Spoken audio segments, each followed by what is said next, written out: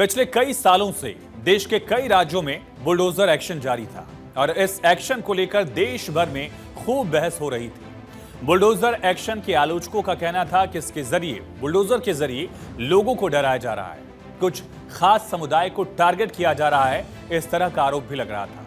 लेकिन बीजेपी शासित सरकारें इसका सियासी फायदा ले रही हैं, इस तरह का आरोप भी विपक्ष और आलोचक लगा रहे थे।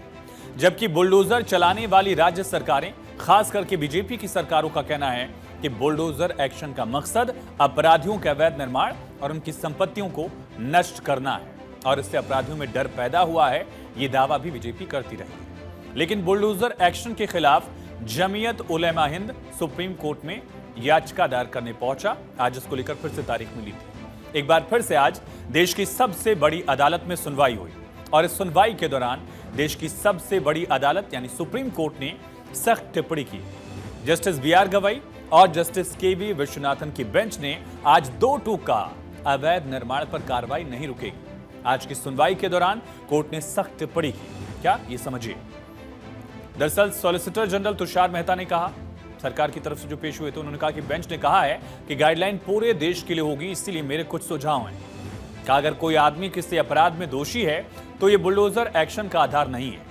जस्टिस गवई ने कहा, अगर वो दोषी है तो क्या ये बुलडोजर एक्शन का आधार हो सकता है, ये पूछा उन्होंने। इस पर जवाब दिया गया कि नहीं, ये आधार नहीं हो सकता और फिर कोर्ट को कहा गया कि आपने कहा था कि नोटिस इशू किया जाना चाहिए।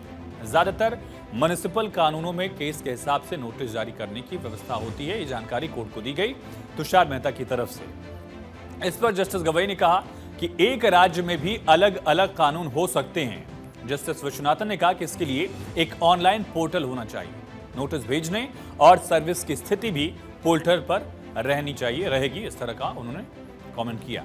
सॉलिसिटर जनरल ने कहा कि एक चीज मुझे परेशान भी कर रही है, आरोप लग रहे हैं कि एक समुदाय को निशाना बनाया जा रहा है। जस्टिस गवई ने कहा कि हम एक धर्मनिरपेक्ष देश हैं और हम जो भी गाइडलाइन बनाएंगे वो पूरे देश के लिए होगी। सॉलिसिटर जनरल तुषार मेहता ने कहा कि अवैध अतिक्रमण के मामले में कुछ कानून ऑलरेडी हैं। जस्टिस गवई ने कहा कि हम पहले ही स्पष्ट कर चुके हैं, public road, water bodies, railway line, चाहे मंदिर हो या दरगाह, अवैध अतिक्रमण को हटाया जाएगा। जनता की सुरक्षा सबसे आगे, उन्होंने ये एक तरह से स्पष्ट भी किया।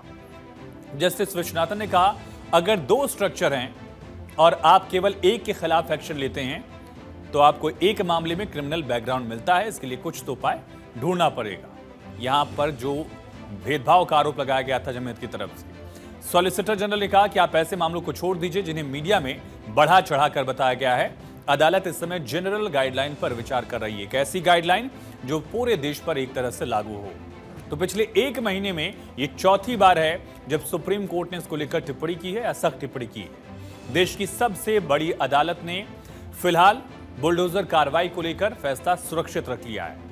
अब आपको बताते हैं कि पिछले 4 सुनवाई के दौरान सुप्रीम कोर्ट में क्या क्या हुआ और सुप्रीम कोर्ट ने क्या क्या टिप्पणियां की। सबसे जरूरी है आज की सुनवाई को समझना। आज 1 अक्टूबर को जो सुनवाई हुई उसमें सुप्रीम कोर्ट ने कहा, लोगों की सुरक्षा सर्वोपरि है, सबसे ऊपर जो है वो लोगों की सुरक्षा है, अवैध निर्माण पर कार्रवाई नहीं रुकेगी।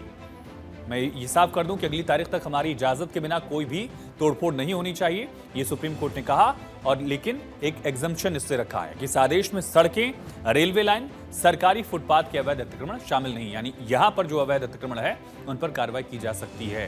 लेकिन फिलहाल बाकी कार्रवाइयों पर अगले आदेश तक के लिए रोक है। अंतरिम आदेश जो था 17 सितंबर को सुनवाई हुई थी। कहा गया कोर्ट की तरफ से कि अगर कार्रवाई 2 हफ्ते अगर रोक दी जाती है तो आसमान फट नहीं पड़ेगा।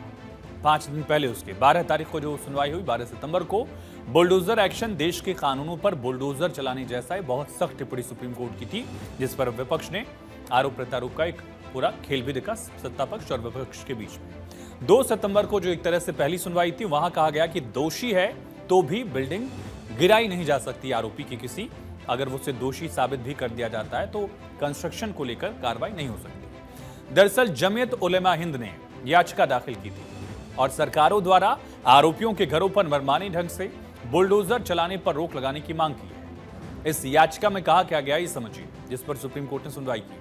कहा गया कि 3 सरकारें, खास करके उत्तर प्रदेश की योगी सरकार, मध्य प्रदेश की डॉक्टर मोहन यादव की सरकार, राजस्थान की सरकार, ये 3 सरकारें जिनमें बुलडोजर एक्शन जारी है, इसकी बात कही गई है। पिछले कुछ महीनों से देखें तो बुलडोजर न्याय का मस्कट बन गया है। एक प्रकार का इमीडिएट न्याय तंत्र है जिसमें किसी अपराध के आरोपी व्यक्तियों के घरों, दुकानों या किसी भी परिसर को ध्वस्त करना शामिल है। याचिका ये कह रही है अपराधियों पर लगाम लगाने के लिए बुलडोजर का प्रयोग किया जाता है।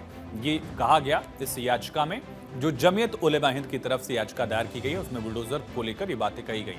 कुछ आंकड़ों का जिक्र भी है। 21 अगस्त इसी साल अगस्त में 2024 में ही 21 तारीख को मध्य प्रदेश के छतरपुर में पुलिस पर पथराव के आरोपी पर एक्शन हुआ, उसका घर जमींदोज कर दिया गया। उसी महीने 17 अगस्त को 2024 को ही राजस्थान के उदयपुर में चाकूबाजी के बाद आरोपी के घर पर बुलडोजर चला। कुछ ऐसे मामले भी आए जहां आरोपी किराए पर रह रहा था, मकान मालिक का ही मकान गिरा दिया। जून 2024 में यूपी के मुरादाबाद और बलिया में 2 आरोपियों की 6 संपत्तियां तोड़ी गई। अब इस पूरे मामले में सुप्रीम कोर्ट ने सुनवाई की है।